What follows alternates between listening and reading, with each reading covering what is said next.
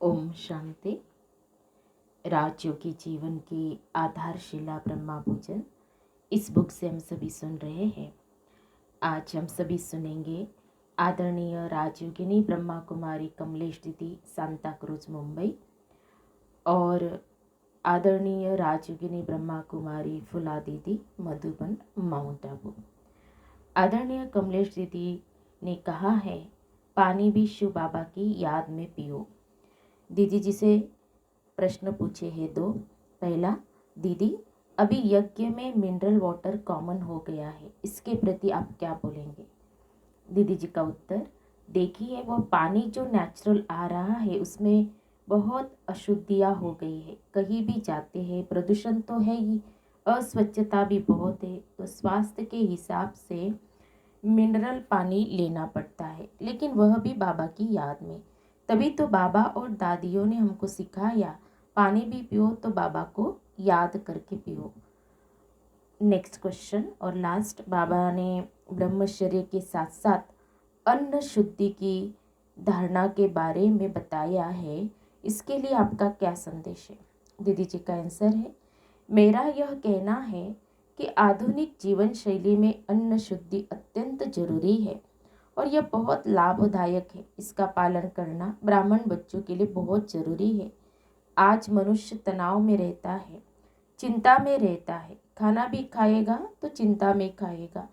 चिंता में खाने के कारण पौष्टिक भोजन का भी अच्छा असर नहीं होता है। वैसे भी पौष्टिक तत्व धीरे धीरे भोजन में से खत्म होते जा रहे हैं। दूसरा, टीवी देखते देखते, सीरियल देखते देखते खाते हैं तो भोजन का जो असर अंदर होना चाहिए वह नहीं होता है, इसलिए आज बीमारियां बढ़ती जा रही हैं। मैं तो यही कहूँगी कि आज ज़्यादा से ज़्यादा सात्विक भोजन का प्रचार और प्रसार होना ही चाहिए। फिर आदरणीय फुला दीदी ने कहा है, ब्रह्मा भोजन जितना शुद्धि से बनाते हैं बाबा वैसा रिस्पॉन्ड भी देता है। ब्रह्मा भोजन जितना शुद्धि से बनाते हैं बाबा वैसा रिस्पॉन्ड भी देता है। दीदी जी से प्रश्न पूछे गए हैं। पहला, शरबत आदि का भी मन पर प्रभाव पड़ता है क्या? शरबत का भी असर होता है। एक डॉक्टर बहुत ही धार्मिक विचार का था, उसकी धारणा भी बहुत अच्छी थी, उसकी भावना बहुत शुद्ध थी, कभी पिक्चर भी नहीं देखता था। एक बार वो कहीं जरूरी काम से जा रहा था, रास्ते में उसको प्यास लगी तो ठेले वाले से शरबत लेकर पी लिया। शरबत पीते ही वो पिक्चर हॉल में चला गया। जब शो खत्म हुआ तो सोचा, यहाँ कैसे चला आया? मैं तो जरूरी काम से जा रहा था और तो कुछ नहीं, शरबत जरूर पिया था। फिर शरबत वाले ठेले के पास आया और पूछा, तुमने इसमें क्या क्या डाला? उसने कहा, मैंने ये डाला। डॉक्टर ने तब चारों तरफ ठेले को देखा, उसमें एक्टर्स की फ़ोटो लगी थी। उन एक्टरों के फ़ोटो का वाइब्रेशन शरबत में चला गया, इसीलिए वह पिक्चर हॉल में चला गया। तो देखो, वाइब्रेशन का असर अन्न, पानी और शरीर पर बहुत होता है। उससे मेरे को बहुत शिक्षा मिल गई। मैंने अपने कमरे में चारों तरफ बाबा के चित्र लगाए हैं ताकि बाबा के वाइब्रेशन हमारे कमरे में रहे। बाबा ने बहुत प्यार से खिलाया भी है, पिलाया भी है। बेकरी पार्ट में भी बाबा बच्चों की अच्छी खातिरी करता था। नेक्स्ट क्वेश्चन, खाना बनाते समय मम्मा क्या सिखाती थी? दीदी जी का आंसर, एक बार हम सब्जी काट रहे थे, तभी एक कर्मचारी बहन को किसी ने बोला, अब बाल्टी अंदर किचन में रख दो, लेकिन मम्मा ने उसको अंदर नहीं जाने दिया। मेरे को बोला, तुम अंदर रखो। कर्मचारी बहन भी किचन में नहीं जा सकती थी क्योंकि वह नहा धो के थोड़ी आती थी। हमारा भोजन तो बहुत पवित्र शुद्ध है। मम्मा चक्कर लगाती थी, बाबा भी चक्कर लगाते थे। बाबा मम्मा जब आते थे तो हम बाबा मम्मा को ही देखते रहते थे, काम भी करते रहते थे। बाबा मम्मा ने बहुत ही शुद्धि से, बहुत ही प्यार से और बहुत ही लगन से बच्चों को पाला है। जितना वर्णन करो उतना थोड़ा है। नेक्स्ट क्वेश्चन, दीदी उस समय क्या संकल्प लेते थे जब बाबा को भोग लगाते थे?